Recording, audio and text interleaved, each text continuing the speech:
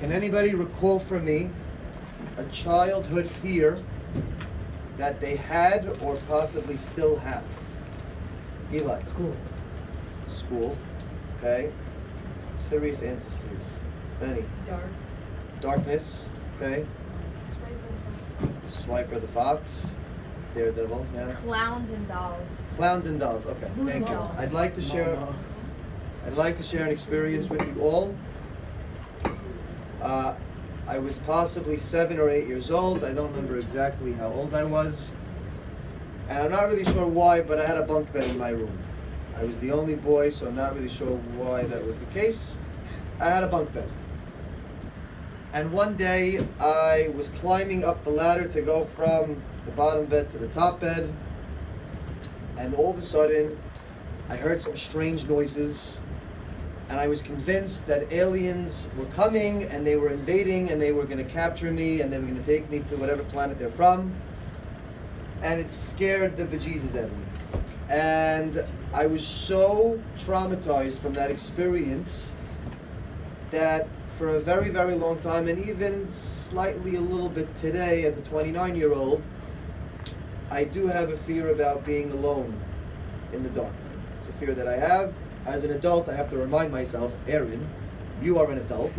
You are okay.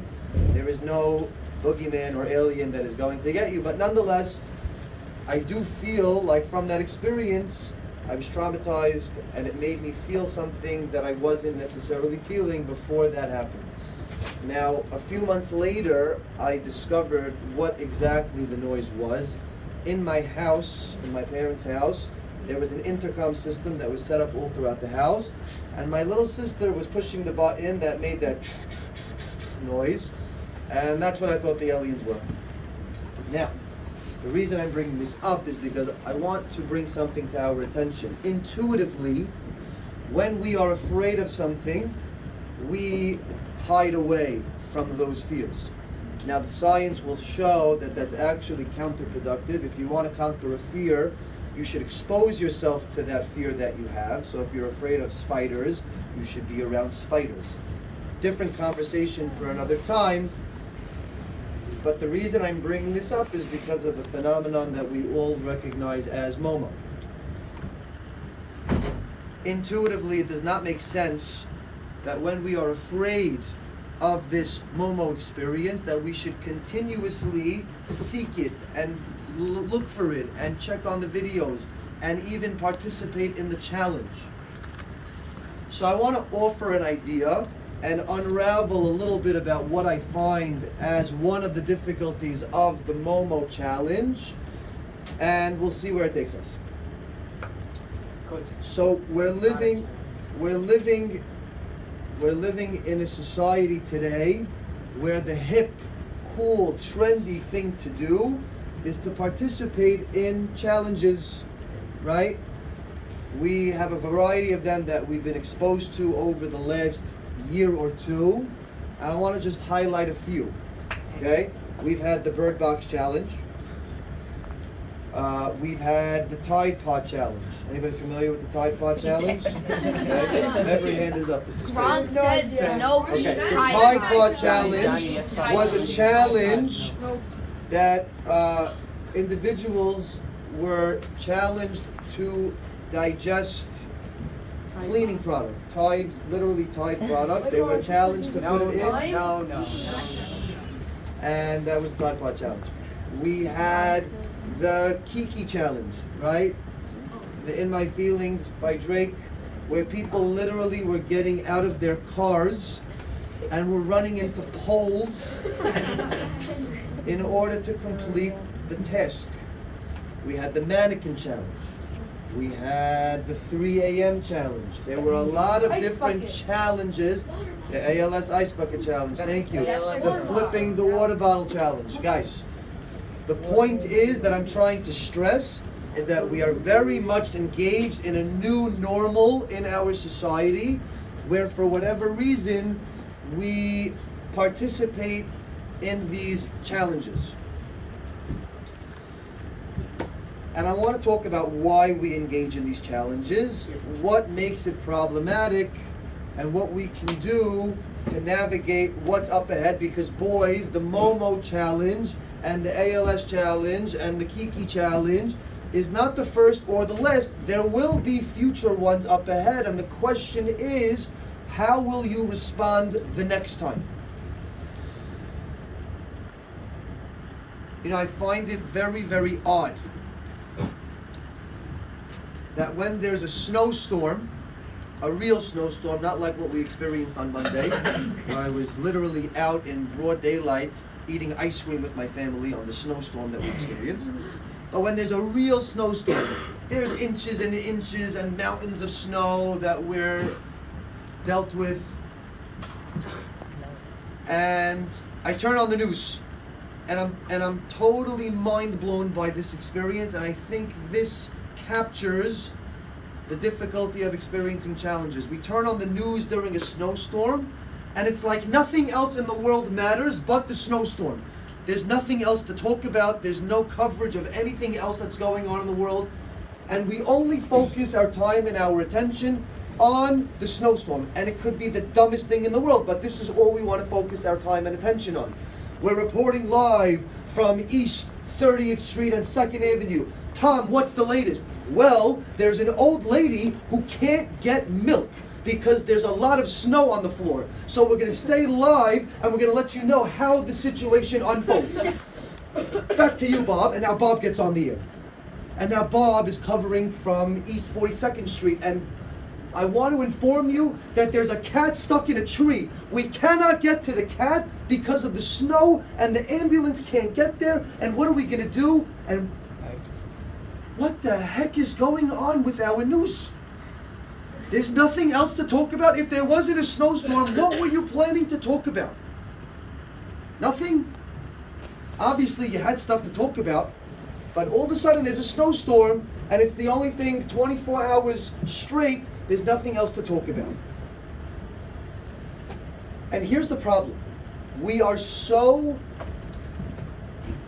involved, and we are so much desiring to be connected with one another in this new digital age that we are at, where everybody has to know what every single person is doing at every single moment of their life.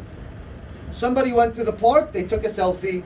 Somebody sitting on the toilet, they tweeted it. Everybody has to know everything that everybody does at all times throughout the day. And this need for us to be in the know of stuff causes us to do things that we wouldn't necessarily be doing had they not have been there in the first place. We're going to get back to this point after I bring up problem number 2. Problem number 2 with this new age that we are living in has to do with how we consume media and how we occupy our time. I watched a phenomenal TED Talk. It was titled, How Screens Make Us Unhappy. You should look into this TED Talk when you have an opportunity. Maybe I'll show it to you in class one day next week. And in the TED Talk, he's talking about something called a stopping cue. And he explains the following. Every activity, every facet of your life, there is an inherent break in that activity. You read a book, at some point you know to stop because either you got to the end of a chapter or you finished the book. You eat a meal. You know to stop eating. You know that there's a time to stop chewing because the food's not in front of you anymore. You play a sports game.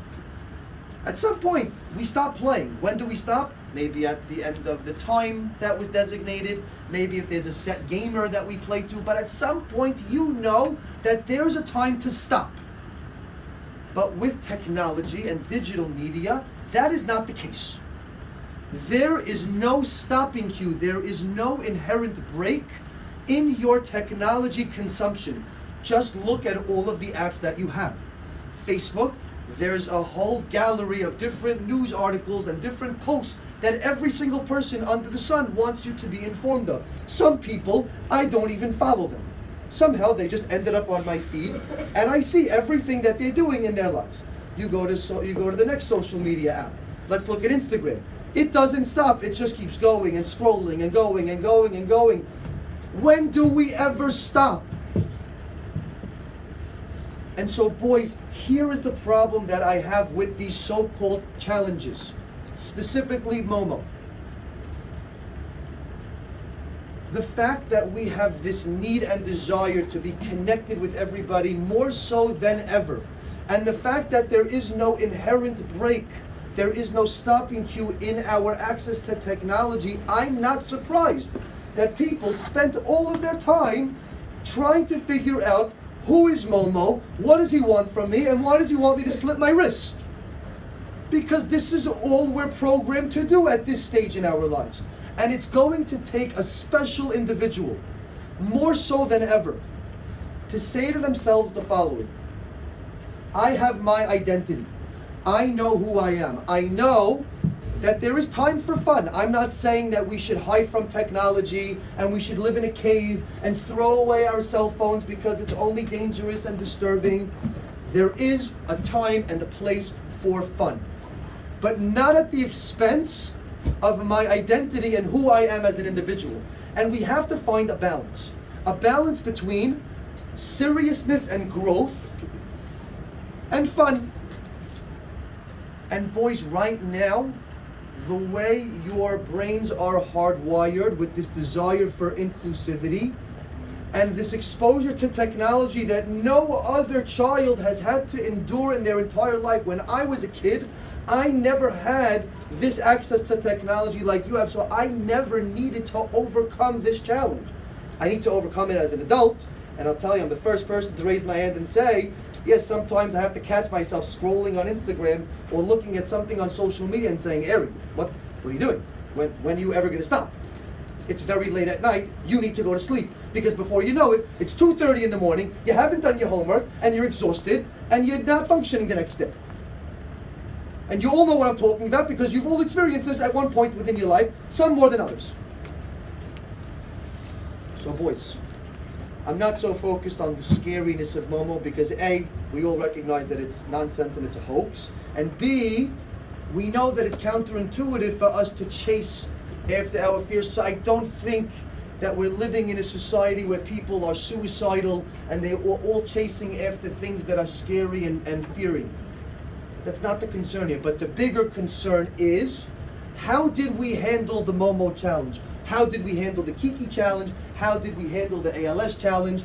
Did it consume who we are as an individual and overtake our identity?